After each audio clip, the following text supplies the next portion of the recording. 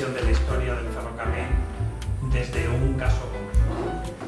Y bueno, me acompañan los autores Alberto Matías García Álvarez y Marco Antonio Macía Suárez, ¿no? Han sido las personas que se han responsabilizado de esta obra, aunque en la obra, si ustedes han tenido el placer de poder ojearla, ¿no? Verán que hay una nutrida nómina de personas que han colaborado, ¿no? en este trabajo. Yo diría que un trabajo magno, grandioso.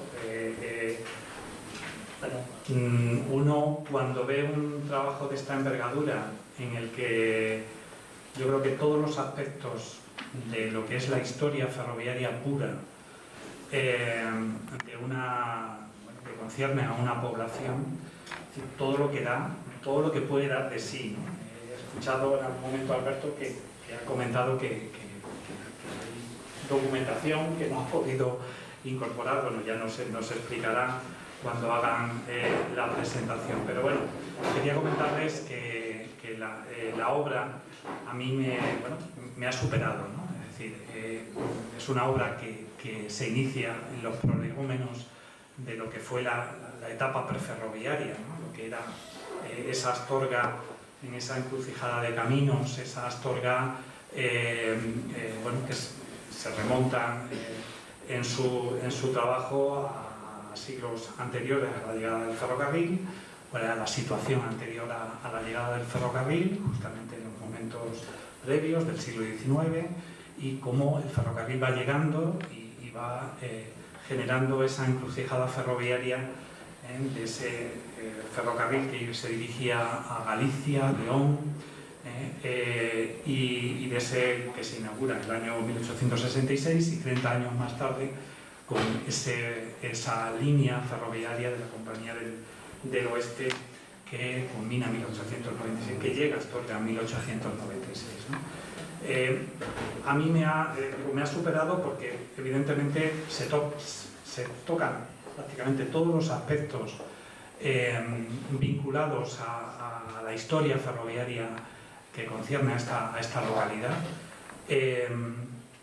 Y están representadas todas las etapas, ¿no? Desde ese periodo preferroviario a ese periodo concesional hasta 1941 y a partir de la constitución de Renfe en 41 hasta nuestros días, ¿no? Contando también pues ese suceso en el año 1985, cuando la línea entre Plasencia y Astorga pues va a ser clausurada y de alguna manera ese gran nudo ferroviario que se había constituido en esta ciudad pues va a desaparecer. Por tanto, bueno, yo creo que ustedes como lectores van a tener una obra que dice mucho, que cuenta muchas historias que van en paralelo, ¿no? a ese devenir histórico del ferrocarril en la ciudad de Astorga, y es una obra en la que pues no solamente los que viven en Astorga y en la provincia de León, sino todo el mundo pues va a poder conocer el papel que representó el ferrocarril en esta ciudad, ¿no? Y cómo esta ciudad también pues dio al ferrocarril aportó al mismo importantes beneficios, ¿no? Por tanto, pues yo en este sentido no voy a hablar más de la obra, voy a presentar a los dos autores y ya dejar que sean ellos los que hablen, bueno, de por qué este interés por esta población y por la historia ferroviaria asociada a la población de Astorga y todas las vicisitudes que seguramente han tenido para que finalmente esta obra vea la luz, ¿no? Bueno, pues Como decía, Alberto García Álvarez, bueno, la mayoría de los que estamos aquí conocemos a los dos autores. Alberto García Álvarez es doctor en Ingeniería del Transporte, es doctor en Ciencias Económicas y Empresariales, ingeniero electromecánico del ICAE, licenciado en Derecho, periodista, lleva vinculado al mundo ferroviario desde el año 1980 y bueno, ha pasado por muchas áreas de la empresa pública. Fue director de la primera zona, gerente de estaciones, director de operaciones de AVE, trabajó también en el gestor de infraestructuras ferroviarias, donde fue director de explotación. Después se vinculó a ADIF y también fue gerente de esta fundación, de la Fundación de los Ferrocarriles Españoles, ¿no? Hoy en día está en Renfe Viajeros, ¿no? Donde lleva el responsable del área de estrategia y estudios de Renfe Viajeros.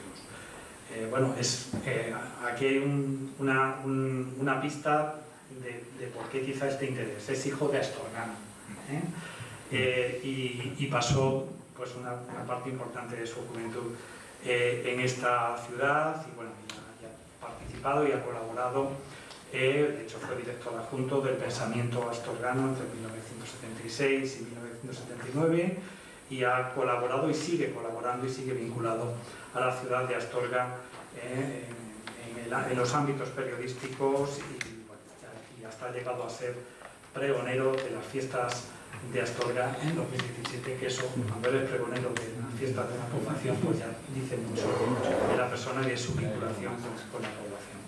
Y Marco Antonio Macías Suárez es licenciado en Ciencias de la Información, con estudios de Derecho, es empresario, trabaja en Asturias y bueno, comenzó a vincularse, bueno, su vinculación con el mundo ferroviario le viene de cuna, ¿no? Porque su padre era ferroviario y dio sus primeros pasos, como dice en el libro, en Brañuelas, ¿no? Posiblemente por el andén, para ver cómo todos los días pues pasaban esos trenes, ¿no? Ha estado vinculado laboralmente al Colegio de Huérfanos de Ferroviarios de Madrid y bueno, pues tiene sigue vinculado a esa institución y bueno, pues sigue trabajando y colaborando con medios informativos y periodísticos en Asturias y entiendo que en León también. Bueno, pues ya sin más, de verdad, les doy la palabra a ellos y que sean ellos los que vehiculen ahora esta presentación. Muchas gracias a todos.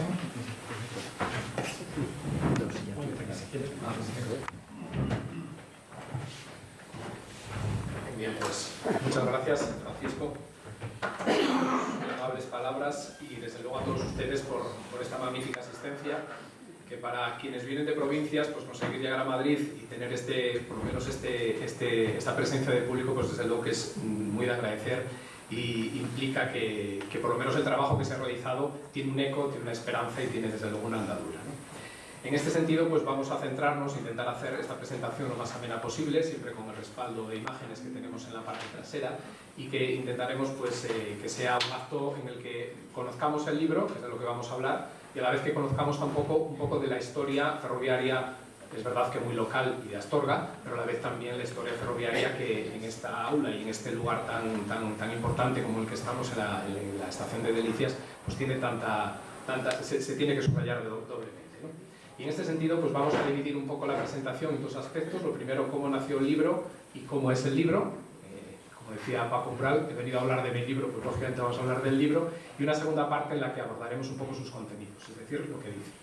Aunque, como en cualquier aspecto ferroviario, como en cualquier acto ferroviario, lo primero que debemos hacer es dar la preceptiva orden de salida del tren, con lo cual pedimos a un factor, además habilitado y titulado, que utilice los preferentes minículos y por lo tanto los de la salida. Y así, de esa manera, comienza el acto.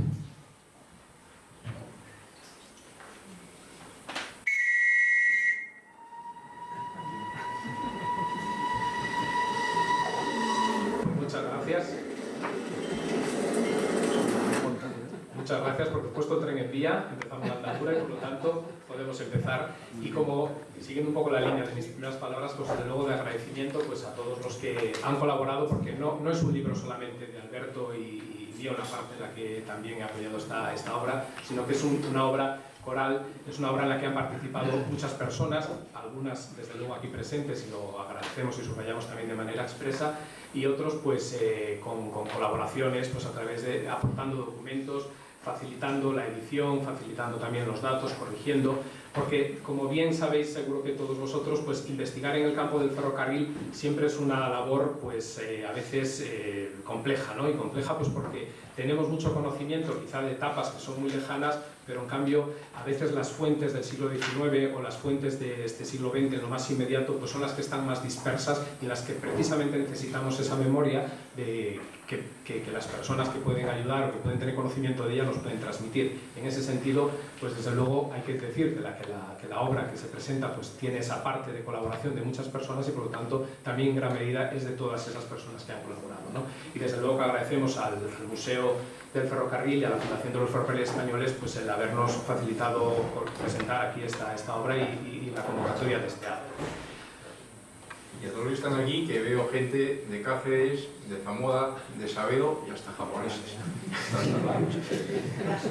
Y de Astorga. De Astorga se ha puesto, estamos en casa, por supuesto. De Astorga, aquí faltan tamborilas más, pero hay mucha paragatería, sí, sin duda. Muy bien, pues han sido muchos los colaboradores, no los vamos a citar todos, pero como bien decía Alberto, pues desde luego muchos aquí presentes, pues desde el propio alcalde, que lo fue durante mucho tiempo, como José Alonso Perandones, pues está Juan Carlos Villacorta, Emilio Suárez, que hizo también una obra fantástica y fue una de las primeras personas que inició la investigación y la publicación de libros de historia pues en torno al ferrocarril en esta parte del noroeste, concretamente en Brañuelas. Desde luego que Gonzalo Garcibal, la enciclopedia viviente de Sabero, que siempre tiene mucho conocimiento y esa gran pluma para poder expresarlo con solvencia, que también es muy importante. Alberto Cillero, Alberto Fundón, Isidro Martínez, periodista local, bueno, pues salpicando muchas personas que desde luego han colaborado en este libro y que a todos expresamos pues, nuestro agradecimiento, ¿no? Entonces, ¿cómo nació y cómo es el libro? Y bueno, pues es verdad que cómo nació, pues fundamentalmente como bien decía Francisco hace un instante, seguro que muchos conocéis también a este señor que está aquí a mi derecha. Alberto es una verdadera locomotora. Yo hice tracción por cola, pero él hice tracción por cabeza o doble tracción, porque es una locomotora andante que se le puso en la cabeza y me hace cosa de un año y pocos meses me dijo, oye, ¿qué tenemos que hacer? Tengo algunas cosas escritas, si a ti te interesa, tal. Y el primer mail que recibí ya eran cerca de 300 páginas, con lo cual pues estaba todo prácticamente ya, si no hecho, por lo menos muy cosido y muy hilvanado, ¿no? Pero bueno, pues intentamos recopilar, como digo, pues mucha información existente, muy dispersa, construir con ello también un relato, porque como bien sabéis los que os dedicáis a estos asuntos ferroviarios, pues a veces la información, todos tenemos acceso a esa, pero cuando está deslavazada, tenemos acceso a ella, pero cuando está deslavazada es muy difícil darle contenido, muy difícil interpretarla y a veces hasta desconcertante desde nuestros patrones de conocimiento de hoy, poder poner en valor y poder poner en situación lo que significan esos datos, ¿no? Ese relato hemos tratado de presentarlo en el libro, que no tiene tampoco una lectura desde la página 1 hasta la 543, que sería una Biblia, por lo tanto, impresionante para poder tragarse en varias semanas, sino que se puede leer de manera salpicada porque todo está aglutinado, unido en torno a capítulos con una determinada línea que puede servir de hilo conductor a todas ellas, ¿no? También nos ha preocupado mucho recuperar la historia oral, esa que os decía anteriormente, que forma parte del conocimiento más inmediato y que es la primera que se pierde cuando las personas que muchos de ellos habéis prestado servicio en la Renfe, que conocíais por las diferentes maneras, las formas, el porqué de los edificios o los usos, que ahora nos pueden parecer que no tienen contextualización alguna, pues en cambio cuando tienes el relato de, pues mira, esto se utilizaba de esta manera, yo hice esta primera, formé parte de esta convocatoria, es una parte humana que yo creo que nunca se debe olvidar en un libro ferroviario, ¿no? Porque a pesar de que la ingeniería o la presencia de las máquinas a todos nos desborda, no hay más que pasear por estos solemnes andenes para sentirte abrumado viendo esas locomotoras, pero no tenemos que olvidar que siempre detrás de ese gran mecanismo, de ese gran ingenio, iba una persona, ¿no? Con sus preocupaciones, con sus ideas en la cabeza, con sus inquietudes, con su responsabilidad, con su cariño hacia lo que estaba haciendo. Esa visión también personal y humana hemos intentado recopilarla y también forma parte del libro, ¿no? Bien, es verdad que muchas de las cuestiones y de la imagen gráfica que teníamos pues la hemos tenido que recuperar, la hemos tenido que suplir porque, como bien sabéis también, nos llena a todos los que estamos en este mundillo ferroviario, pues nos llena de gran orgullo pues encontrar una fotografía, ¿no? Pero cuando no la tienes a veces que recuperarla en virtud de los testimonios o de lo que te cuentan, porque una imagen aquí también realmente vale mucho más que 1000 palabras, ¿no? Y se han reconstruido muchos testimonios, ¿no? Y es verdad que podemos decir que se puede reconstruir usando la marmita o la olla ferroviaria que aquí tenemos, con su pegatina de marcado C incluso, pues se ha hecho mucha cocina, en ese sentido, con toda la parte documental, con toda la parte de presentación, en la que han participado muchos cocineros que realmente, si podemos subir o poner una graduación, podríamos considerarlos casi como chefs o maestros de cocina, ¿no?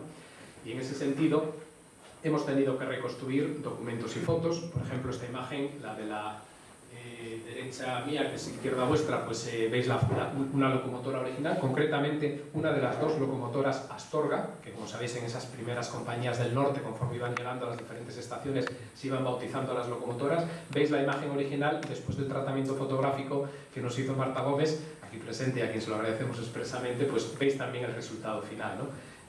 Otro ejemplo también con este ferrobús saliendo de la estación de Astorga una mañana fría del mes de enero después de una nevada, el tratamiento chispeante o un poco apagado que tiene pues por un lado pues en la foto. O este ferrobús, también el que casi se puede apreciar en el documento constituido o reconstruido, pues hasta desde luego que toda la identificación de la composición y casi hasta los picos de óxido que tenían estos últimos viajes de aquellos ferrobús que iban circulando por la línea de la Plata, por esa línea del oeste, ¿no?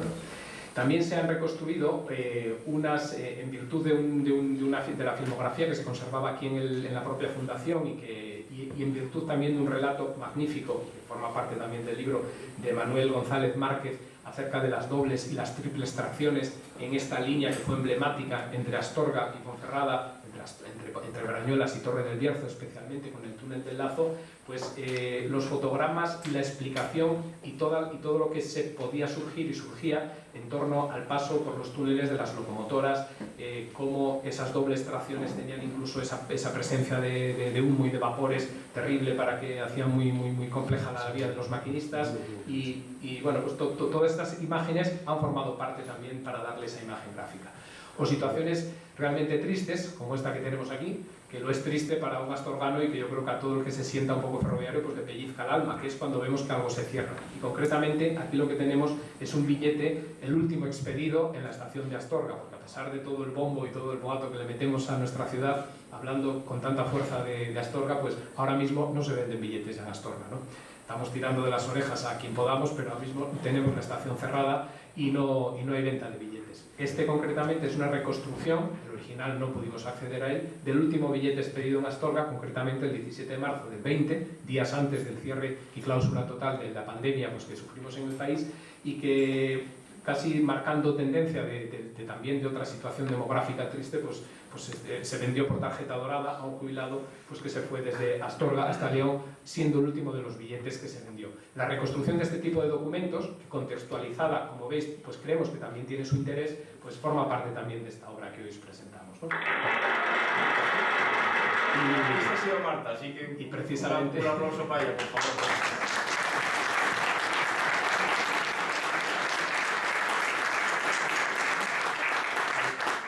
Alberto dice que es Marta la editora gráfica y maquetadora, pero es Super Marta porque el trabajo que ha hecho pues realmente es meritorio y lo podéis comprobar en las páginas del libro, con lo cual te lo agradecemos, como sabes, mucho. Y también hemos hecho muchos mapas y esquemas para, con no solamente el texto, intentar contextualizar las cosas y dar a todo, como os decimos, esa presencia y ese hilo conductor, que siempre han sido pues, necesarios e ilustrativos, mapas de diversos cuestiones, tanto a nivel local como a nivel global, local como a nivel global en toda la península, con situaciones y reconstrucciones que ponen en situación los datos que se van presentando en el texto, una manera gráfica también de comprender diversos problemas de los que alguno de ellos pues, abordaremos en la segunda parte también de manera un poco con detalle. Y también está Luis, el geógrafo, cartógrafo.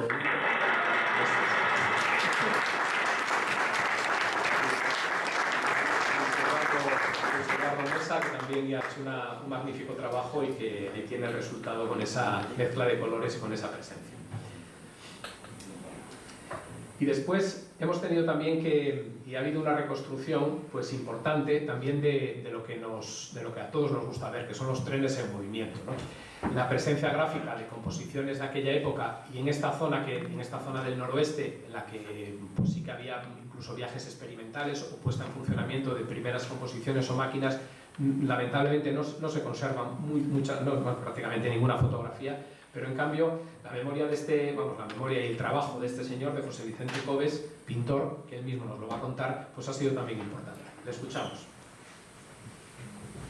Buenas tardes, me complace acompañarles, aunque sea de manera virtual, en el acto de presentación de este libro que recoge la historia ferroviaria de Astorga y sus comarcas limítrofes.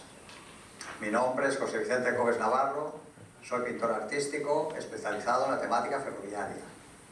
En base a esto, el señor Alberto García me invitó a colaborar en su proyecto en aquella parte que me era más familiar, la representación de paisajes y situaciones donde el ferrocarril es el protagonista.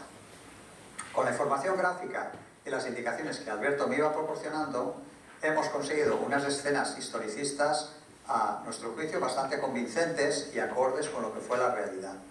El resultado final han sido 6 lienzos realizados en pintura acrílica que recogen una miscelánea del ferrocarril en Astorga y sus alrededores. Tenemos, por ejemplo, una vista de la estación de Porqueros en los tiempos de la tracción vapor, con la Guardia Civil vigilante ante la realidad en aquellos tiempos del extraperlo. La estación de Barrientos, en los primeros tiempos de la electrificación, con una locomotora americana de la serie 7800 en su librea original.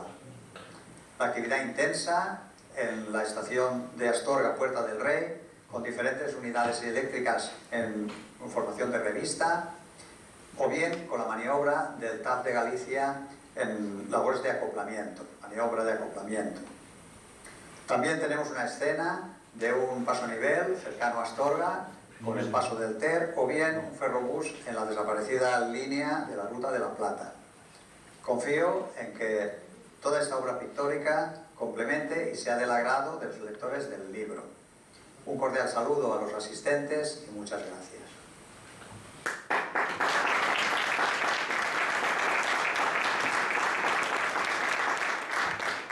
Y desde luego muchas gracias a José Vicente, porque el trabajo que formó parte de una exposición que tuvimos en el mes de agosto también en la Biblioteca de Astorga pues es meritorio, y en el libro, como pueden comprobar, pues hay imágenes que parecen realmente con ese realismo con el que se distingue toda su obra, fotografías cogidas allí de manera inmediata, ¿no? Se expondrá también aquí en Madrid cuando tenga sitio, porque aquí esta sala de exposiciones de aquí, la Fundación, está muy solicitada, pero cuando tengamos huecos se expondrá también en Madrid y os invitaremos si queréis venir a ver. Muy bien, y pasamos al año 69, haciendo un salto, que fue un año, como sabéis, importante, en el que todo el mundo pues, le dio por hacer viajes exóticos, ¿no? Hubo gente que el 20 de julio pues, llegó a la Luna, en el año 69, Maciel llegó a cantar La, no recuerdo dónde, ahora que lo pienso, no sé dónde fue aquel, bueno, pero cantó también La y también tuvo grandes reconocimientos, y hubo, aparte de estos viajes, pues hubo un grupo de locos en aquellos años, que se llamaba John Mass y sus amigos, Barry Hudson y Eddie Brubowski con sus 20 y David Rogers con sus 19 años entonces, cuando hicieron un viaje por España. Alquilaron entonces un 5000 en Irún, se pusieron a recorrer España y venían como quizá a veces a todos nos dan ganas de ir a veces a Sudáfrica, a la India, a Nepal, a destinos exóticos a día de hoy. Pues entonces los destinos exóticos de aquellos ingleses era venir a España, porque todavía circulaban trenes de vapor o trenes fuelizados o máquinas y locomotoras, ¿no? Pues estos hombres vinieron por aquí y en ese viaje por toda la parte norte recalaron en Astorga, y a través de una de estas casualidades que se plantean en internet, pues tuvimos noticia de una fotografía de este señor, de John Mass, que estaba circulando por las redes, ¿no? A través de mail nos pusimos en contacto con el señor John Mass y nos contó con sorpresa que sí, que efectivamente que esa obra, que esa fotografía que estaba ahí era de él, pero que no solamente tenía esa, que tenía más, que las tenía incluso en unas diapositivas, allí en un carrete, en una caja, en algún galpón, en algún almacén, en algún sitio por allí guardados en su Inglaterra, y que iba a buscar a ver si las encontraba. Con tan buena fortuna de que encontró esos documentos, encontró esas imágenes, nos las envió. Imaginaros nuestra sorpresa y nuestra alegría y casi verbena en el festival que montamos en el que las recibimos, ¿no?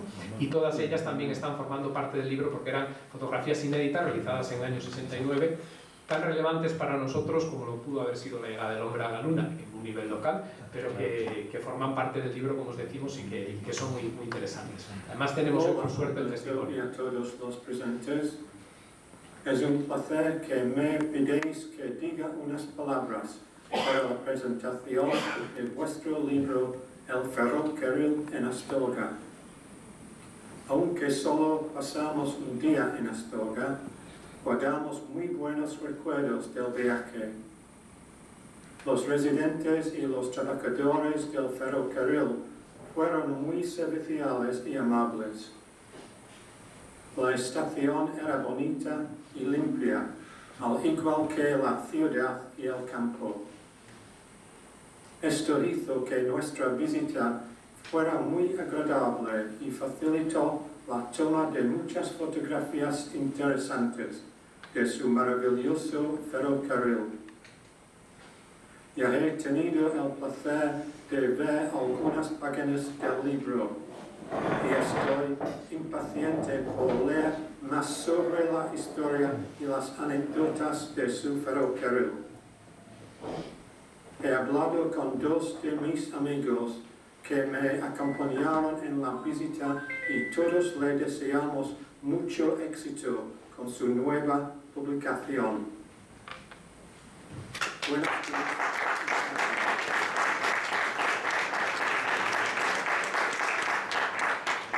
Pues desde West Yorkshire, John Mas también presente hoy aquí, pues nos parece también un detalle más de las muchas anécdotas que se van reuniendo en torno al libro, ¿no? También es verdad que en el libro hemos practicado la forondotelia, que hay que leer 2 veces para pronunciar una, que es esa manía o virtud de coleccionar billetes, ¿no? Hemos hecho una recopilación de muchos billetes y que también están presentes, incluso también billetes de andén, esos billetes de andén que tanta vinculación tenían con el Colegio de Huérfanos de Ferroviarios y con otras obras benéficas relacionadas con el ferrocarril y que contextualizados también tienen una necesaria presencia en el libro, a la vez que otras billetes también que seguro que más que tenéis todos en la memoria por su cercanía y que han tenido su especial relevancia, algunos por ser históricos casi como de los últimos de Zamora Astorga, otros ya con máquinas con los diferentes servicios y categorías bueno, pues todos ellos hemos practicado también la forondotelia a lo largo de la composición del libro y también aquí los presentamos, ¿no? Y todos ellos teniendo como sitio de raíz Astorga. Y finalmente, pues el libro lo hemos presentado, pues es realmente una obra a la que no perseguimos el lucro, como este tipo de cosas, como podéis saber, al contrario, pues nos cuestan algo más que tiempo y dinero, pero lo hacemos con mucho agrado. Lo hemos planteado siempre como un capricho, como no tenemos editores, pues también es verdad que no hemos puesto límites, es verdad que a veces cuando lo miras y lo contextualizas, pues sus 540 y tantas páginas, pues es verdad que forman parte de una composición importante, pero bueno, pues creemos que es un libro de todo para todos, con mucha presencia, como os decimos, de personas humanas, y también como si fuera un vinilo con 2 caras, por un lado la lectura local y por otro lado también una lectura que frecuentemente en las historias ferroviarias no se practica mucho, ¿no? Que es abordar, tenemos grandes historias del ferrocarril en el siglo XIX, su presencia y hasta nuestros días prácticamente, pero en cambio a veces quizá el abordar la historia desde el otro punto, es decir, la importancia y relevancia que para lo local supuso la llegada del ferrocarril, también se puede hacer con la lectura de nuestra obra y en cambio pues creemos que no está muy trabajada y ahí hay mucho y un amplio campo para poder abordar, para poder rescatar la importancia y la profunda transformación que hizo de las ciudades en todos los órdenes, arquitectónico, urbanístico, económico, por supuesto, la llegada del ferrocarril a las ciudades, ¿no? Y esta es la obra que al final, quizá con mucho orgullo o petulancia decimos que nos ha salido un libro muy completo, que es perfeccionable, desde luego, que también agradecemos pues, que cualquier persona que pueda tener contenidos, documentos o lo que fuera relacionado con esta zona noroeste y concretamente con la zona de Astorga y sus estaciones, pues lo agradecemos, que tiene pues, 439 fotografías, 288 que se han visitado, también 8 lugares de documentación, entre ellos de manera destacada, pues especialmente el archivo histórico ferroviario, lo que agradecemos pues, a Leticia, a Ana, a Mariano y a Raquel pues, todas sus facilidades, facilitando también los documentos y el acceso a los libros y registros que nos han podido facilitar y que bueno, al final conforman el libro que tenemos entre manos, ¿no? También es verdad que como este señor, vuelvo a decir que tengo a la derecha, pues es una verdadera locomotora, ya tiene en mente la segunda parte, en la que ya estamos trabajando, ¿no? Que se titula Gentes, Territorio y Estaciones del Ferrocarril en Astorga, que presentaremos en el mes de agosto del 24, en la que queremos profundizar un poco más, pues precisamente en eso, en la influencia y en la importancia que ha tenido el ferrocarril y cómo ha sido capaz de transformar la ciudad de una manera irreversible. También para que sirva un poco de acicate para esa esperanza, que quizá aquí en Madrid lo veis con distancia, pero que en el noroeste se está intentando trabajar, de volver a revitalizar y volver a dar la confianza necesaria y la esperanza necesaria que reviste para todo este territorio la presencia del ferrocarril. Sabéis que ahora hay un movimiento en torno a la revitalización de la Ruta de la Plata, sabéis que también que se está luchando por parte de diversas instituciones con presencia, porque bueno, pues cuando uno llega a este fondo terrible, tanto económico como demográfico en el que se sitúa el noroeste, pues volver otra vez a tener la luz o por lo menos ver el foco de alguna locomotora en el horizonte es motivo de esperanza, y esa esperanza también nos mueve un poco pues, a poner en valor todas estas cuestiones e intentar sacar el año que viene una obra pues, con este contenido y con esta presencia, ¿no? Y cedo la palabra a Alberto para que os cuente ahora lo que dice el libro.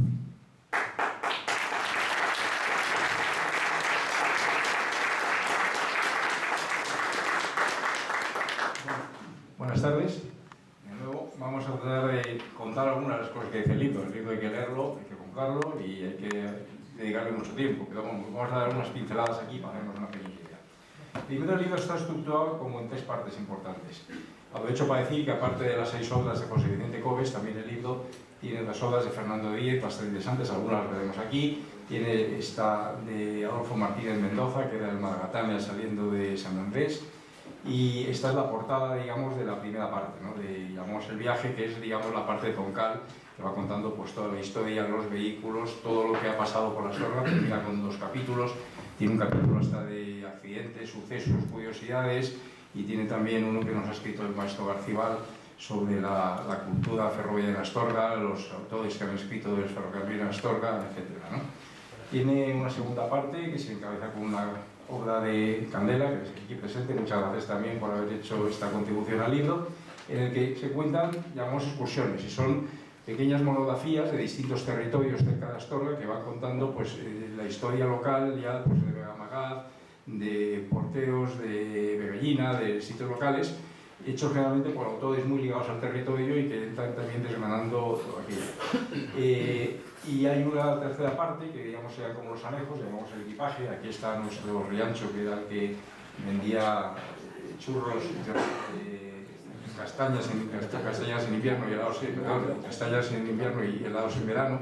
Tenía esta locomotora que encabeza la tercera parte, que es como un anejo, textos complementarios. Hay un trabajo impresionante de Alberto Cilledo sobre los precursores del transporte por autobús en la zona de Astorga y en León también, que de alguna manera tuvo mucha relación, porque incluso hay líneas de autobuses que eran de la Compañía del Norte y que estaban en conexión, y luego también de Renfe, y que tuvo muchísima conexión el autobús y tiene con el ferrocarril, por supuesto.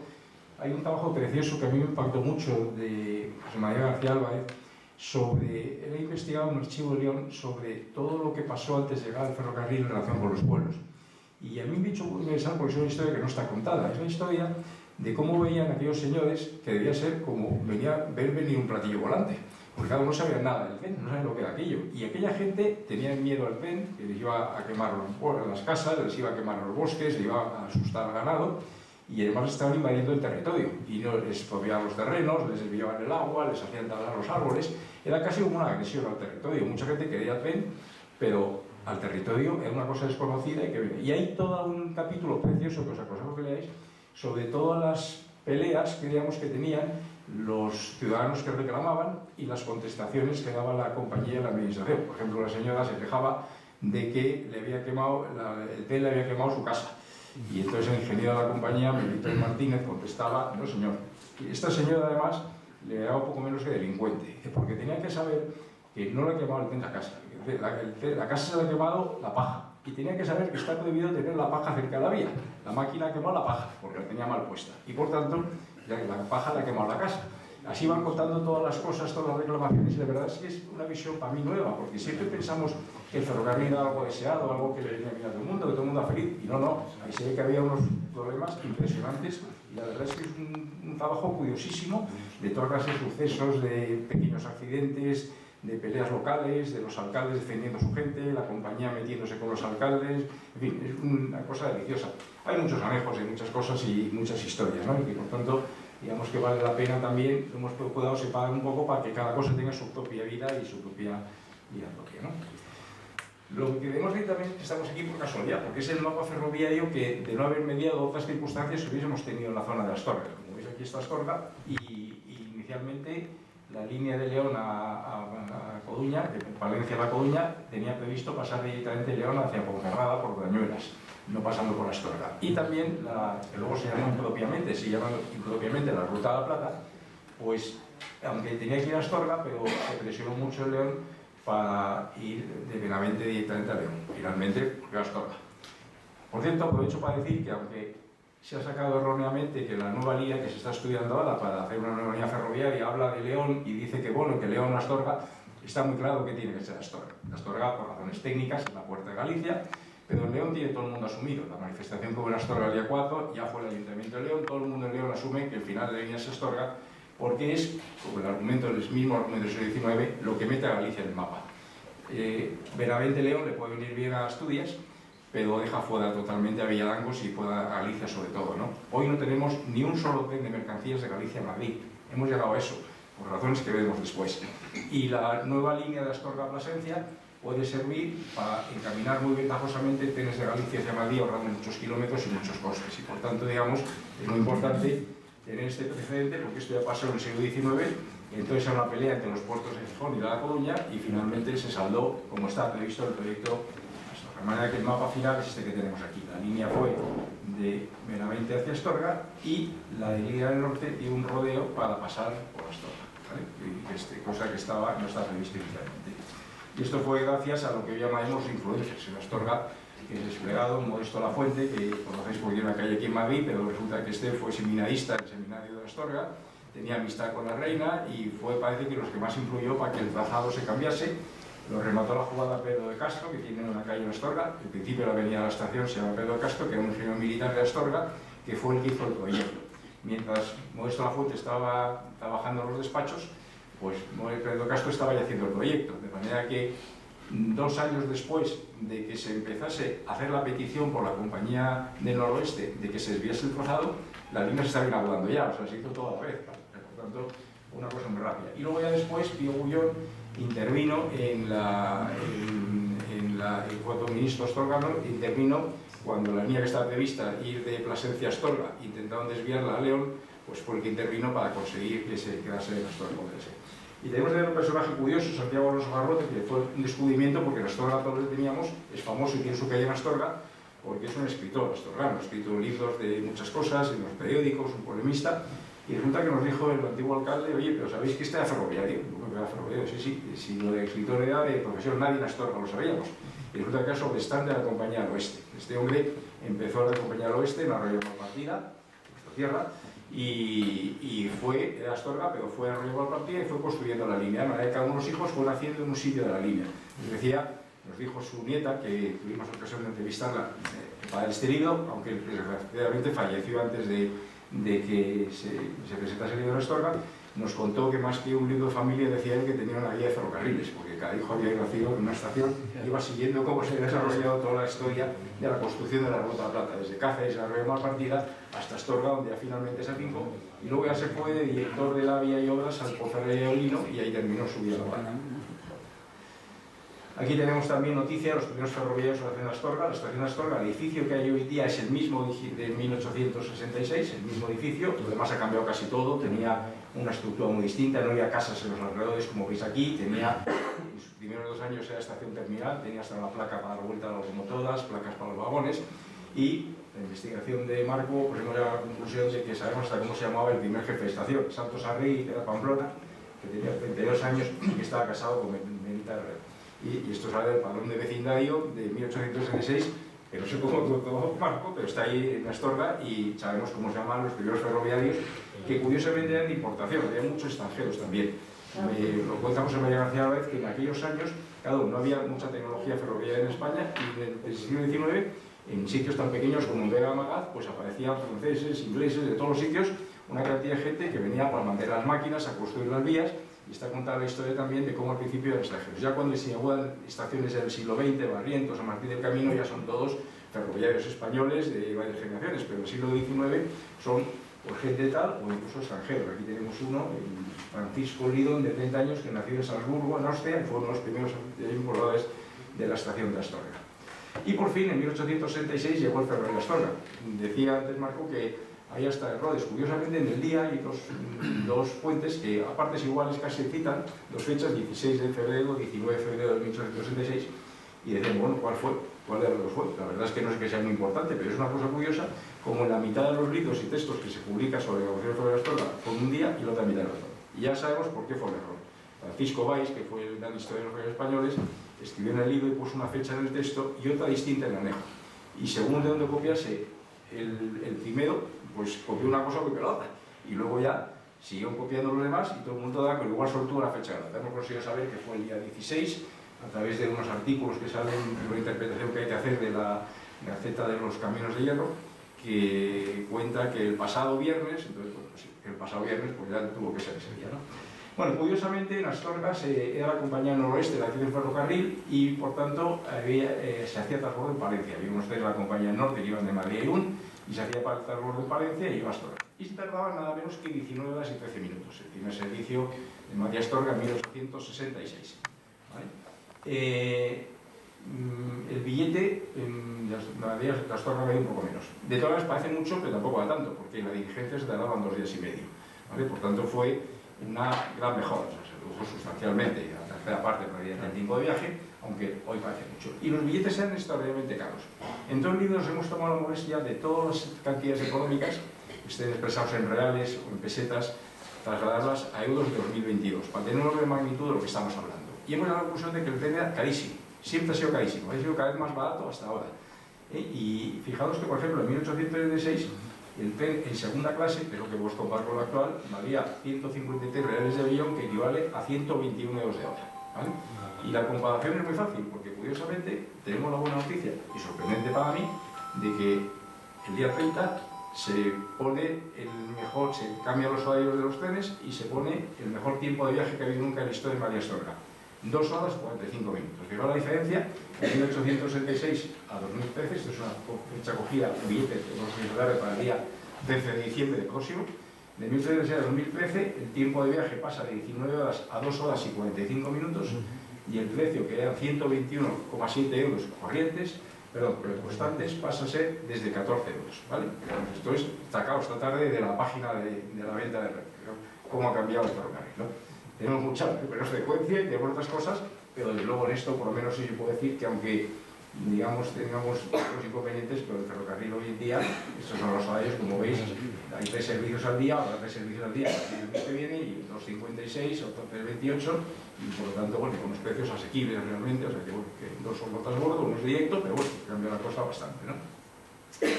Aquí tenemos una idea muy importante que con este mapa de Luis queremos expresar, que es que el noroeste de España está muy mal ferroviariamente, pero en otros sitios, y pensamos que el origen de esto está en las enormes distancias que hay. Todo el noroeste se construyó en base a la línea Madrid-Irún que hizo la Compañía del Norte, que ya de por sí daba, por pasar por Valladolid, daba una vuelta importante. Esta es la línea Madrid-Irún, la línea zoncal en el noroeste, que fijaos, de Madrid a San Sebastián, la distancia por ferrocarriles es 77% más que en línea recta, que ya está bien, o sea, damos un paseo del 77% más. Y luego las compañías, por ir ahorrando, se iban enganchando aquí y dando vueltas. Entonces ya decimos, llegamos aquí, y entonces esto de Palencia a La Coruña, y dice, bueno, pues enlazamos en Vendaval. Dice, no, espérate, un poco más adelante porque hay otros que están haciendo aquí lo de Santander. Pues venga, en Palencia. Y ya te llevamos para aquí. Y luego llevamos a León. Y entonces dicen, León, los de Sahagún obligan a dar la vuelta por arriba. Luego venimos los de Astorga y dicen, no, que en vez de ir directo, que baje un poco por Astorga. Y luego vamos siguiendo para adelante, ¿no? Y así vamos dando vueltas, de manera que de Astorga, de Madrid a Astorga, hoy hay por la línea convencional el 58% más de distancia que en línea recta. Y esto tiene una importancia enorme bajo varios puntos de vista. En primer lugar, bueno, primero las causas de esta pueden ser muchas. Primero hay una manera de ahorrar al apoyarse en líneas troncales, y esto pasa en toda España, pero pasa mucho más en el noroeste. En Andalucía pasa menos, en el Levante pasa un poco más, pero mucho menos que en el noroeste. Este noroeste le perjudica mucho. Fijaos que esto en su día no era un problema. Cuando no había coches ni había aviones, esto no era un problema, porque comparado con la dirigencia, pues esto daba igual, o sea, que daba 19 horas o 16 daba exactamente igual.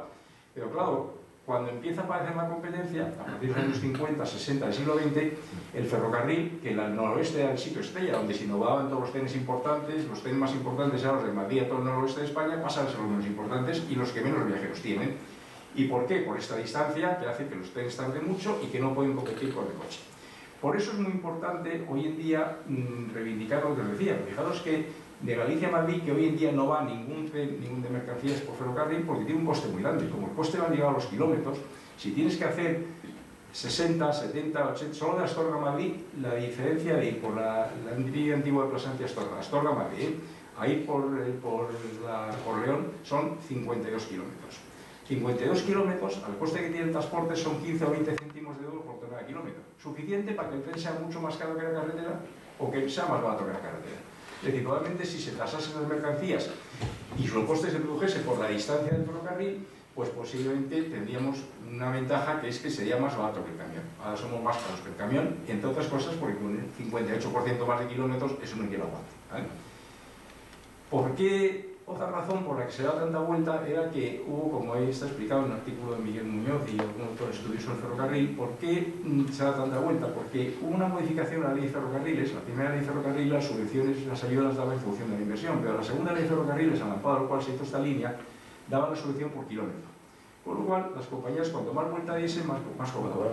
Y además, se ahorraban puentes y túneles, con lo cual, digamos, en esta época pues se hicieron líneas que daban mucha vuelta y tenían una gran ventaja en hacerlo así, ¿no? Y por tanto pensamos que esto también pudo influir de forma importante. Aquí tenéis todas las distancias calculadas por todos los caminos.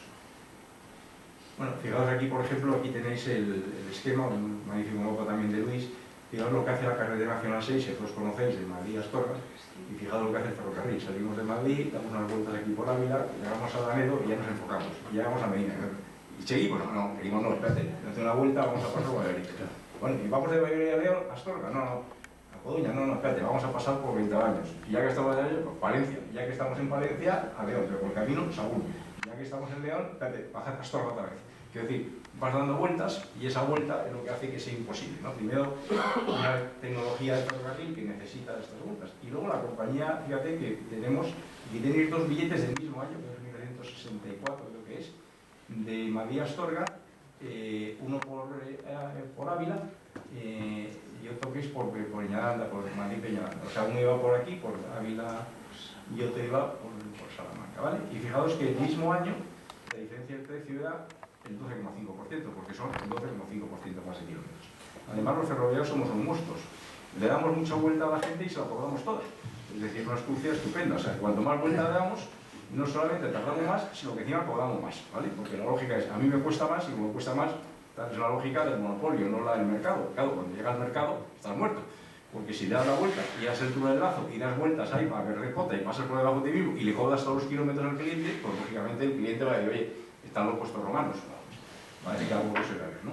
La Compañía del Oeste, esto lo hacía la Compañía del Norte, ¿no? Pero la Compañía del Oeste ofertaba en 1900 el viaje a Madrid por Plasencia. Como todas las compañías estaban separadas, porque no existía Renfe todavía, se puede venir a Madrid por León a Vilatal y también se puede venir por Plasencia.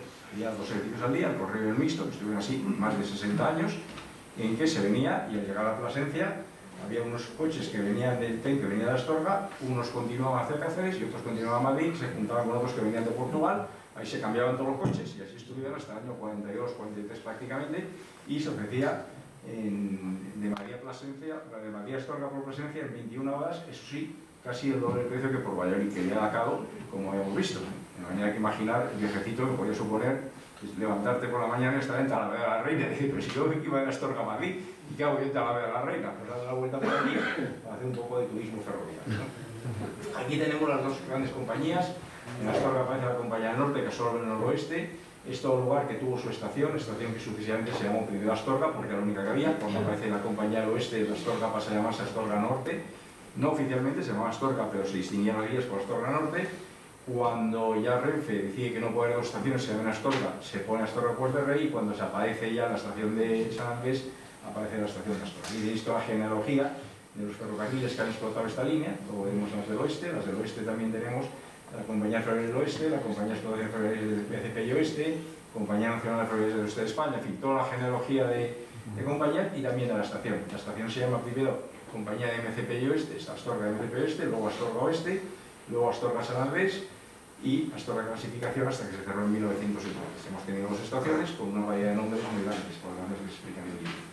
Por el Far West, decía Vía Corta, pues también teníamos nuestros viajes largos, teníamos coches de este tipo, con primera, segunda y tercera, se podían en 21 horas y aquí tenemos los billetes. Una cosa curiosa es que no fue una casualidad, sino que siempre lo hemos visto, pero desde el principio de los tiempos hemos podido comprobar que los trenes del oeste siempre salían de la estación del norte. No fue una cosa que cuando Renfe puntó la línea, sino que siempre fue así. Yo recuerdo que Juan Carlos Villacorta me lo había contado, que ya su padre, que había sido ambulante de correos, que que siempre iban allí. Yo pensaba, esto sería después. Y Sebastián Pizarro da testimonio también, ¿verdad? También da testimonio de que aquí tenemos a Sebastián Pizarro, que digo que es el totoferroviario de Astorga. La familia de su padre tuvo 3 generaciones de ferroviarios del oeste y de su madre 4 generaciones de la Compañía del Norte, ¿no? Y ahí salió este totoferroviario, que nos ha contado muchas cosas en el libro y que nos contaba, ¿verdad? Que, cuéntalo tú, que en la Compañía del Oeste había trenes que eran de la familia, propiedad, ¿no? Sí. ¿Cómo era la cosa? ¿Quiénes iban en los trenes aquellos? ¿Cómo, perdón? En aquellos trenes que iba toda la familia al mando del tren, ¿cómo eran aquellos trenes? Bueno, pues era una locomotora a vapor, trenes de madera, ¿Y quién la conducía? eran mixtos, llevaban mercancías, se hacía maniobra donde fuera necesario y eran trenes que tardaban pues de Astorga a Madrid. De hecho me contaban que la gente a unos 12 o 13 kilómetros de Astorga, cuando veían salir el humo de la locomotora porque arrancaba, se apresuraban a marchar de casa a la estación, porque es que los tiempos eran tremendos. Bueno, ¿y quién conducía el tren? Bueno, pues alguna vez se dio la circunstancia de que el maquinista era un hermano de mi padre, el fogonero un hermano de mi padre, el jefe de tren el padre de mi padre y el interventor mi padre, que era factor pero iba a funciones de interventor, de modo que el tren entero estaba en manos de los Pizarro. Pues nada. Eso fue desde que empezó el ferrocarril, porque mi abuelo empezó por el ferrocarril del oeste. Lo malo y lo triste para mí es que el oeste desapareció siendo yo el responsable comercial de la zona noroeste. O sea, empezó con mi abuelo y terminó conmigo. Muchas gracias, Terry. Bueno, el testimonio de Sebastián ha sido impagable. Sebastián, además, su padre estuvo fuera y estudió la carrera al cargo de su tía, Vito, que era la que llevaba la librería de la estación, ¿no? Y ahí te pasaba las tardes, se aficionó a la lectura y a leer y luego se hizo ingeniero técnico, luego ingeniero superior y bueno, ha pasado de la vía y de estar jugando con los carbones hasta ser director de la estación de Chamartín, que fue uno de los últimos trabajos que tuvo, de manera que para nosotros ha sido un ejemplo y damos muchas gracias por todo lo que nos ha contado de su vida ferroviaria. Bueno,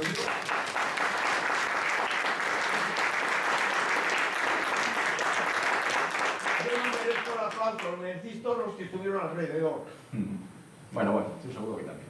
Bueno, aquí teníamos un poco un caso curioso, que era que la Compañía del Norte, que era la que mandaba, el Oeste no pintaba nada, hizo un acuerdo con la Compañía del Oeste para tener una zona dentro de la estación que era donde llegaban y salían los trenes del Oeste. Aquí no podían pisar, aunque los trenes del Oeste no dejaban pisar las vías del Norte, tenían aquí un escape, había aquí un funcionario del Oeste que le vigilaba a los del Norte, le pagaba a los del Oeste, pero le vigilaba a los del Norte y le decían lo que tenía que hacer, ¿no?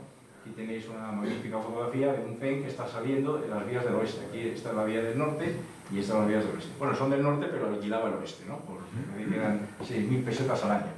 Fijaos que toda esa zona, no sé lo que podría hoy en día la DIC, toda esa zona, que eran todos estos metros cuadrados, con las vías, los muelles, los almacenes, le cobraba el norte del oeste 19.000 euros al año.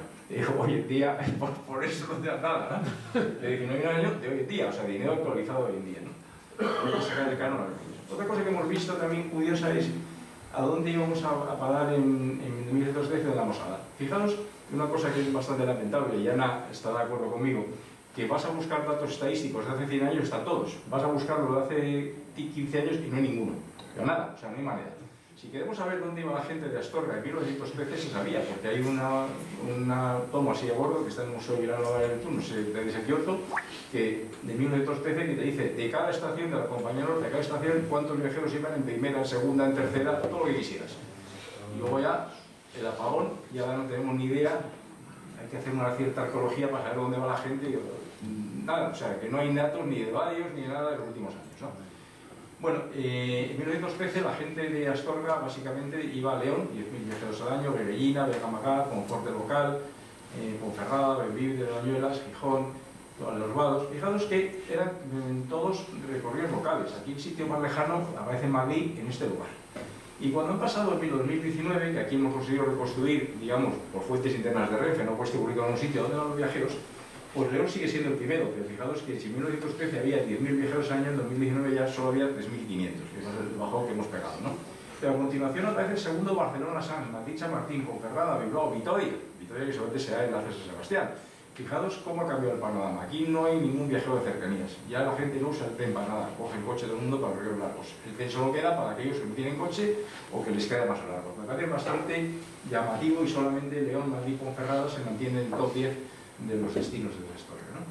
Bueno, pasamos muy rápidamente, los que aburridos, pues repaso los trenes míticos, los trenes de leyenda en Astorga, cada uno de los cuales tiene su cuadra correspondiente que presentamos en aquella exposición. Este, como decía José Vicente Coves, era el Correo Expreso de Madrid-Galicia, el tren más longevo de 1886 a 1973 circuló este tren, Correo Expresos de León a Madrid, de Madrid a León y Correo hasta Betanzos y luego continúa a Coruña.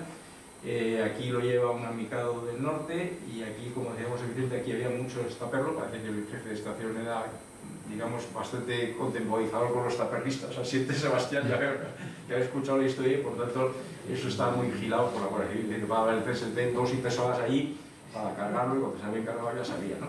Y aquí también hemos sacado una Santa Fe porque tiene que venir. Claro, frente a alguna persona dice, oye, esta máquina está fuera de escala. No, no está fuera de escala, es que la Mikado del Norte era mucho más pequeña que la Santa Fe, aunque fíjate que es curioso porque un tren de viajeros Santa Fe solo hacía mercancías, ¿no? Y estaba como todas se cuenta, seguramente Manuel González Márquez nos puede gustar más, que eran americanas y cuando Luque Zaragoza, creo que fue a ver a Estados Unidos, Luque Zaragoza, un alto funcionario de Compañía del Norte, fue a ver las máquinas americanas y cuando volvió se quedó tan decepcionado del tamaño que dijo, eso no son americanos, son chalecos. De manera que se quedó por sobre estas máquinas, se quedó para siempre con el sobre de los chalecos, ¿no? Llevaban americana por el pequeño volumen y tamaño que tenía, ¿no? El tren tiene, el libro tiene muchísimos cuadros de este tipo, que como se imagina son bastante laboriosos. Aquí está el Correo Expreso en distintos años, los tiempos de viaje, los horarios de parada y aquí abajo están los precios. De verdad que podemos ver cada tren, cómo ha ido cambiando las paradas, los tiempos, las horas de salida, las rutas. De algún tiempo pasó por Ávila y Segovia, perdón, por Segovia y luego nuevamente por Ávila. Tuvo también un tren coche-cama de mixto de primera, también esta foto me la facilitó Manolo, una foto de que tenía un coche mixto de camas y primera, que iba solo hasta León primero y luego a Ponferrada, donde con todo Urruti, que apareció uno de muestro arriba, que ejecutó seguramente la catenaria.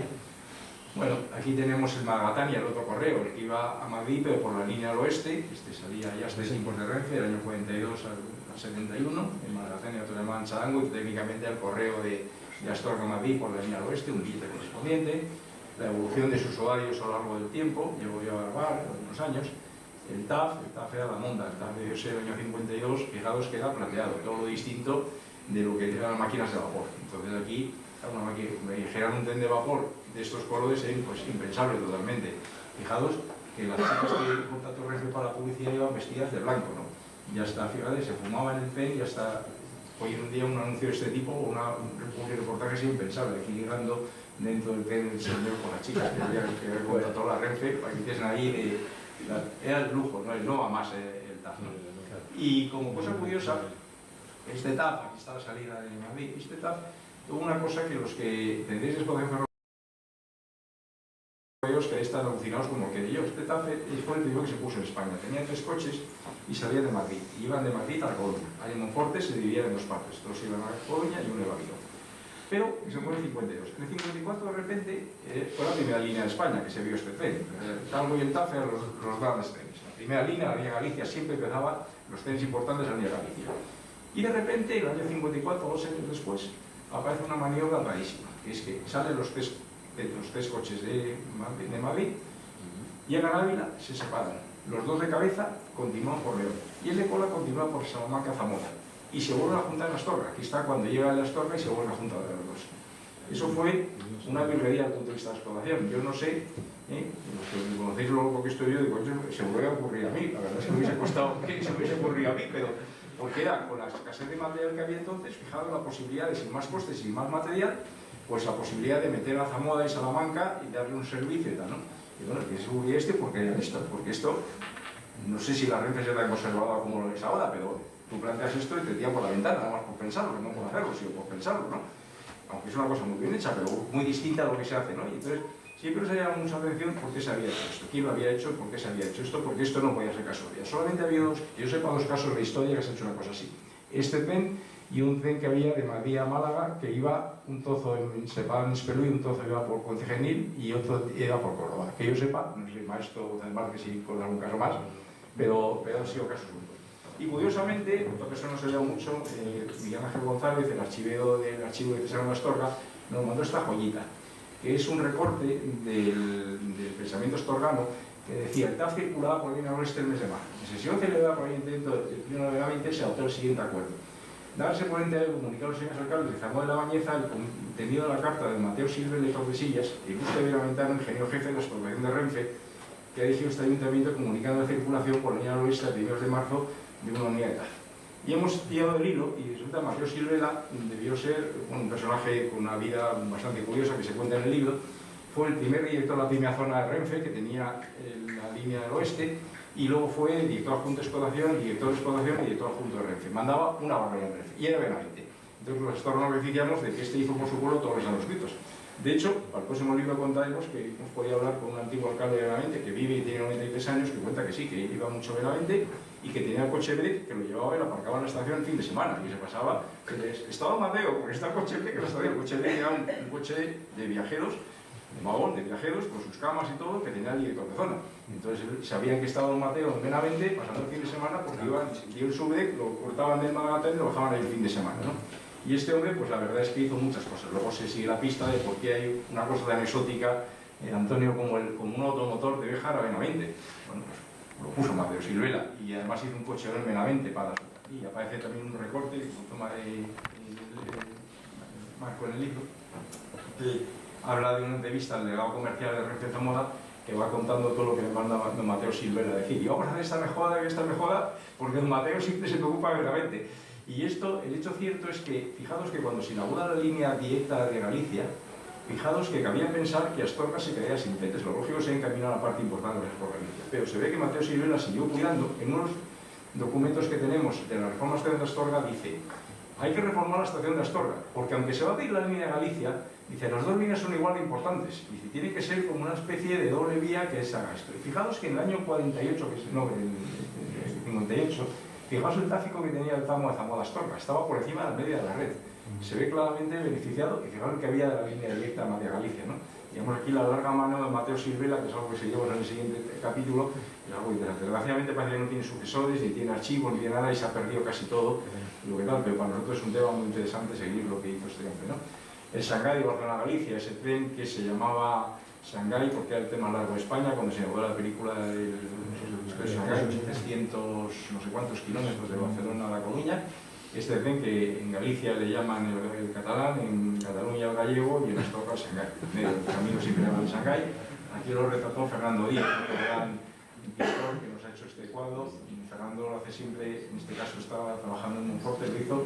Fijaos si este llegó todavía húmedo la exposición, porque teníamos que inaugurarle 2 días antes, quedamos en la gasolinera Astorga a las 11 de la noche y me lo bajo y dice, pero no puedes tocarlo, tienes que dejarlo secar 2 días porque no está húmedo.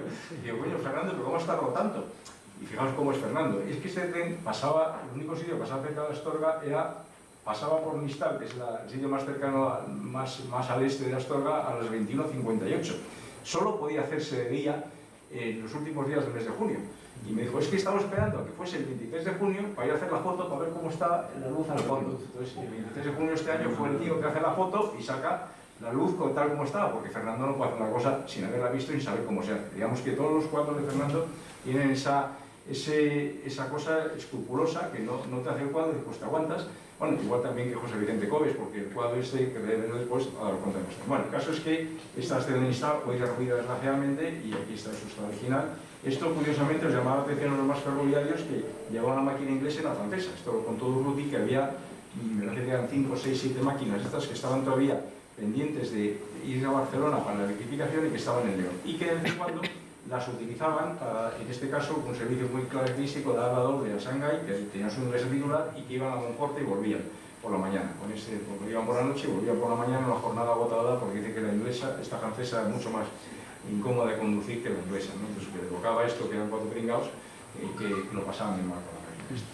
Tuvimos también un coche directo de Astorga y Beijing a París, que tardaba menos que 19 horas y 40 minutos, pero te montabas en la litera y llegabas a París sin bajarte la litera, hasta por los años 70, 80. Señores viajeros, tren Ruta de la Plata, procedente de Gijón, destino Sevilla, entrará por día 1 a 21.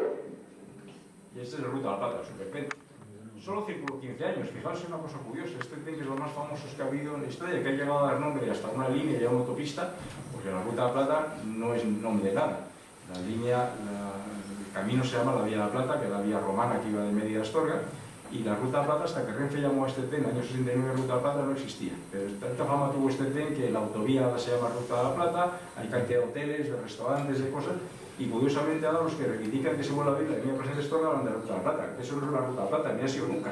La Ruta de la Plata era la línea Plasencia-Astorga, porque para fuera Astorga o luego Monfragüe-Astorga iba cerca de la Vía de la Plata, pero no la Ruta de la Plata. La Ruta de la Plata es este tren. Y este es un cuadro también de Fernando Díez, que lo hizo también pues, un poquito, porque este fue ese primer día, este tren siempre salía de Astorga a las 19:12 en dirección a Asturias. Y siempre, pues no cambió nunca nada de paso por Astorga. Y lo hizo, y este es el primer día que a las 19:12 en Astorga se da la salida, como ha dicho antes Juan, con la bandera, porque el día anterior todavía es de noche, no ha salido el sol. Entonces, esto está hecha con la luz también, Fernando fue ahí, y a ver, el 2 de febrero, el 3 de febrero, el día de febrero es, y ese día de febrero es la luz que hay en Astorga, pues es el primer día que el jefe de estación da la salida con la bandera. Aquí tenéis una foto de Miguel Cano del primer viaje, un billete también de Ruta a la Plata, una foto de Roberto Zendón, un boletín de presión en ruta, y aquí tenéis el TER, ¿no? Esto cuando San Mateo tiene a Marta, me dice Marta, ya llegó la foto. Digo, ¿qué foto? Del alter, digo, que no es una foto, que es un cuadro. Pues esto. Esta le cambiamos el título, se llamaba El TER en Carneros, pero en la exposición de Astorga, una señora que se quedó allí un buen rato mirando alucinada el cuadro y le salió al alma y dijo, el TER, decía a su hija, menuda elegancia. Así que decidimos cambiar el nombre del cuadro y ahora se llama El TER, menuda elegancia, ¿no? Este es en Carneros, el TER en Quinte, y esto, si tenéis curiosidad, fueron mis dos primeros coches. No será 600, que le quité una roja para que pareciese algo más un automotor. Y, o sea, dame el capricho de tal, pero tuvimos que hacer cuentas de si los años que tuve esto circulaba este tren en triple. Sí, hay un mes, el mes de mayo del 82, que efectivamente existían los dos coches y existía el tren en triple. Pero esta gente de los cuadros son muy exigentes. Cuando le pedimos hacer este cuadro, que también era la Panchorga, que también sustituía a la inglesa a veces en este tren, el Jaimito de Bañuelas, que salía de León y volvía por la tarde, y que después de hacerlo a las Berraco pasó a hacer las inglesas, pero que como le sobraban también máquinas de estas, cuando eran que utilizaban porque volvían un rato. Cuando le pedí que pintase esto, que dije, oye, José Vicente, pero hay que hacer el cuadro en verano, porque es que en invierno les preguntaba no sé qué, vale, le cuento tal, la máquina, no sé qué, el número de la máquina no había más que 4, y oye, ¿cuál de las 4 te pongo? ¿La 11, la 12, la 13 o la 14? Y bueno, aquí ya las cogió, pero bueno, pero le había dicho también que tenía que pintar, porque aquí en Bañuelas se hizo un muelle que se cargaba, en plan Barrientos, se cargaba, se cargaba remolacha. Y me dio un día y me decía, Alberto, o verano o remolacha. Si quieres que pinta la remolacha, tiene que ser invierno, así que el cuadro tiene que ser invierno. Y digo, pues pinta la remolacha, es invierno. Por eso el cuadro da frío verlo. Pero no me gustan los cuadros fríos porque además se reproduce mal en el libro, pero bueno, porque tiene que ser compatible con la remolacha, porque Vicente Coves no quería hacer un cuadro que no pudiese ser en la realidad. Vale, aquí tenéis los Jaimitos. Esto sí que no fue en la realidad, pero pudo serlo, porque estos 3 trenes fueron los trenes eléctricos que iban por Astorga. El ferrobús, el entrañable ferrobús, que Villacorte llamaba el tranvía hacia el Elbaum, esto pues una foto, también es un cuadro hecho en base a una foto reciente en la que no se ve la vía ni de luego están los postes, pero lo ha recreado también José Vicente Coves, el ferrobús entrañable que se veía la máquina de aquí. La época con más trenes en Astorga, el 70 al 84, llegó a haber 15 trenes por sentido de viajeros. Y también un pequeño recuerdo con mercancías, aquí la remolacha que se cargaba en muchos sitios de la zona de Bellina, de Barrientos, todavía aparte, las patatas en Vega, una campaña de patatas en Vega que en Estados Unidos necesitaban patatas y se encargó España de exportar un montón de patatas, que eran 40.000 toneladas, y la Organización General estuvo en Vega. El correo, también el correo del Comunidad Norte, y tengo unas mercancías, de hecho la foto de Gonzalo que está por ahí, que también tenemos cientos de fotos de Gonzalo y otras muchas lo borró por el siguiente. Por cierto, cuéntame lo de Valderrey, que me da mucha atención lo del negocio de Bernardo Valderrey. Hablando de las mercancías. Hablando de las mercancías, es verdad que dimos, seguro que muchos de los que sois astorcanos o vinculados recordáis a la familia Bernardón. Bernardón, que era un señor que por lo visto tenía mucha envergadura, se llama Bernardo García, y de ahí le venía el nombre de Bernardón, ¿no? Y provenía, o su padre había tenido un negocio eléctrico en Vega de Magaz, a la vez también consiguió pues, con una serie de mecanismos producir electricidad y por lo tanto servir de suministro. También con la llegada del ferrocarril consiguió vender patatas, y él, siguiendo la traza industrial de su padre, o el ejemplo industrial de su padre, pues alcanzó uno de los hitos que más nos sorprendió y que, bueno, pues que denota también un poco ese afán tan empresarial y de tanto arranque que a veces se proyecta en este territorio astorgano que tanto estamos repitiendo, ¿no? Y fue que se atrevió a viajar junto con otro señor, Orejas, de la familia de los Orejas, que tiene un negocio ahora mismo en Trubia, una gran química del nalón, todavía la sigue teniendo esa familia.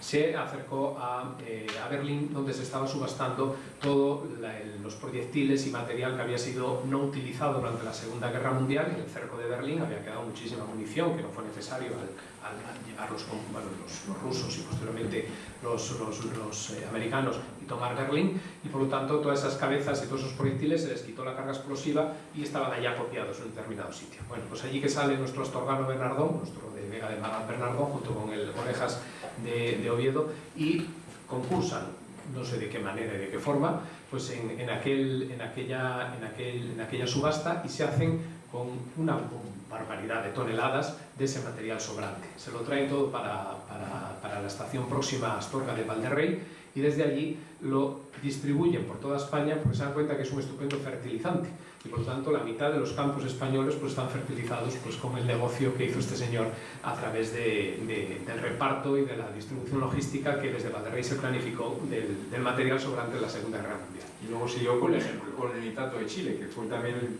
la estación de Valderrey, se estuvo en el nitrato de Chile para fertilizar casi todos los campos de Chile. El Valderrey, que está al lado de Astorga, pues tuvo un tráfico de mercancías importantísimo, que se cuenta también en el libro en un capítulo especial. Y por cierto, ya, y terminamos enseguida, contamos otra cosa bastante curiosa, que salía, que nos he escrito las chicas que nos escribieron el artículo de Castillo de Valderrey, que todavía está en un pueblo que se llama Castillo de las Piedras, porque cuando se habéis ido a La Coruña habéis visto que justo en la Policía Nacional, ¿no?, por la autovía, justo antes de llegar a Astorga, al pasar por encima de la vía de la Plata, Plasencia Astorga, que nos ruta a La Plata, hay un paso superior, el tren pasa por encima de la carretera pasa por encima del tren, que no tiene la tipología característica de la sucesión de pasos a nivel. Es de hecho de tierra, un arco de piedra y todo lleno con tierra y tal. Y lleva toda la vida ahí, mucho antes de que Renfe empezase a suprimir pasos a nivel. Y yo siempre había llamado la atención, ¿y por qué habían hecho este paso aquí tan raro, en este sitio y tan pronto? Porque tan claramente, en el año 1950 parece que se construyó. Y lo cuentan las señoras que siguen en el libro, que por lo visto había un guardabarreras aquí que se llamaba Satudio. Y el tal Satudio tenían que avisarle de la estación de La Bañeza cuando salía el tren, y los guardabarreras normalmente esperaban, bueno, La Bañeza tarda aquí 20 minutos, bueno, pues dentro de 15 minutos lo bajo. Pero este por lo visto tenía mucho miedo y nada más avisar a La Bañeza llevaba el paso. Y además un día el tren pues iba con menos potencia, lo que sea, todo el que pasó media hora pues el paso bajado. Y en estas que iba Franco a La Coruña de vacaciones. Y estaba en la caravana, estaba Franco, y parece que Franco dijo: oiga, ¿qué pasa aquí? Pues que estaba la barrera bajada, no sé qué, no cuántos. Pues hay que hacer aquí, no sé qué decía, una pasarela. Dice que era una pasarela. Entonces dio una pasarela que tenía que estar cuando Franco al final de agosto volviese. Con lo cual, bueno, no se llegó, tardó un poco más de hacerlo, pero bueno, y por eso hicieron la pasarela. Y la pasarela esa, que tuvieron que hacer la base de mucha tierra, tuvieron que escarbar ahí y hay unas lagunas que todavía se pueden ver que llaman las charcas de la pasarela, porque es un terreno que cuando llueve, la gente piensa que aquello es un río, no, aquello es el agujero que hicieron y que cuando llueve se llenan aquellas charcas y ahora mismo están, vais allí, cuando vais allí os fijáis, están llenas las charcas de la pasarela, ¿no? Y hay unas magníficas ranas. También allí, Que nos comemos los de Astorga. en las charcas esas. Ecología ferroviaria. Bueno, y también terminamos, pues hay otra clase de accidentes, historias de accidentes ferroviarios. Aquí tenéis el tren de los Reyes Magos en la estación de Astorga, aquí en San Andrés, otro tren, y aquí el tren de los Reyes en la estación de Astorga. Aquí Ángel Rivera está por ahí, nos accedió esta foto de un día que el tránsito de Galicia fue desviado por la línea de Plasencia de Astorga porque estaba, no sé qué había, hubo una línea de Zamora y yo me crucé con él porque debió no pasar nada más que un día y yo iba en el tren con Zayo que se cruzaron los dos en la bañeza. Esta foto es un valor incalculable. Muchas gracias, Ángel, por tu aportación. Y aquí tenéis una cosa que es espeluznante. Hay un tratado también, un capítulo dedicado a los accidentes. Y aquí tenéis la gráfica. Estos son los accidentes y los muertos que hubo en accidente ferroviario, accidentes importantes, con víctimas, heridos graves o muertos, en la provincia de León. Fijaros que en la década de los años 30-40 estamos hablando de un año con 100, este fue el accidente de Torre, lógicamente, con 120 muertos en todos los accidentes, pero que en los años siguientes estamos hablando de 50, 60, 20 muertos todos los años y accidentes graves, pues 22, tal, o sea que hasta prácticamente en los años 60 no se ha bajado de 6 accidentes, 8 accidentes graves, con muertos o con heridos o con cosas muy serias, por muy graves. Fijaos la ciencia, fijaos lo que estamos ahora, ¿no? Accidentes ya no hay ninguno, bueno, muertos no hay ninguno hace muchos años y accidentes hay alguno, debe ser el de Tornero o alguna cosa de esas, pero muy poquitos.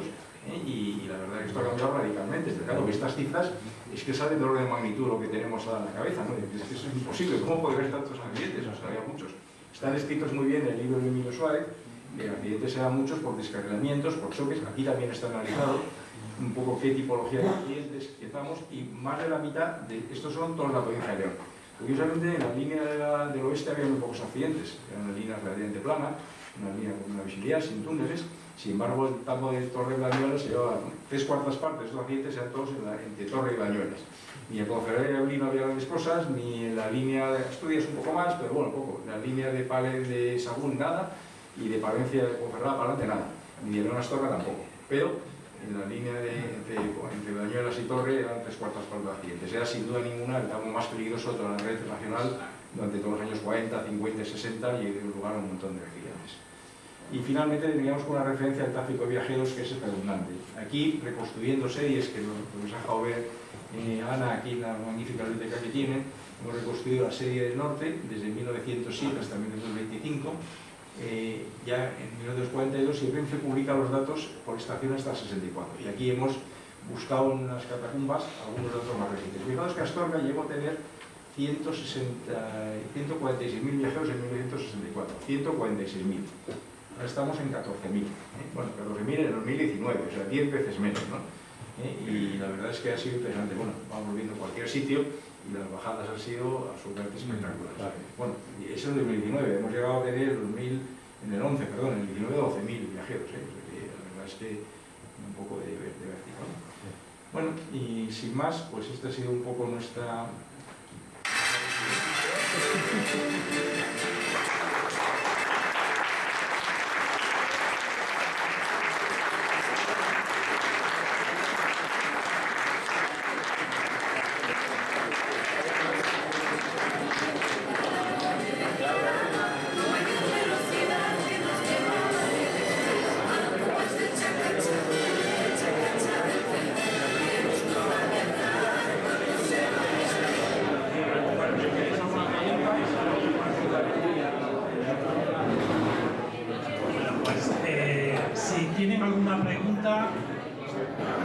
Es el momento, están aquí los autores y sí.